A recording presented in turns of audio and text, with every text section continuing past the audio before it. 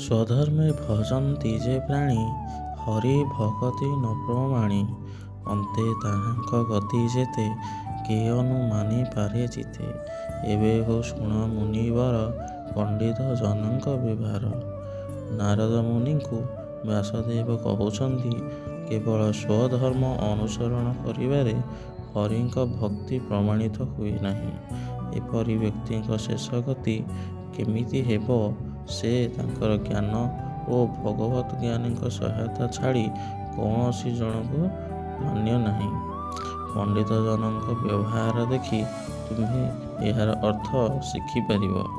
ଅର୍ଥାତ୍ ହରିଭକ୍ତି ଏକାକୀ ଧର୍ମ ଅନୁସରଣରୁ ପ୍ରମାଣିତ ହୁଏ, ଅନ୍ୟଥା ମନ, ଜ୍ଞାନ ଓ ପଣ୍ଡିତଙ୍କ ଶିକ୍ଷା ଛାଡ଼ି ଏହାର ଗତି ଅନିଶ୍ଚିତ ରହେ।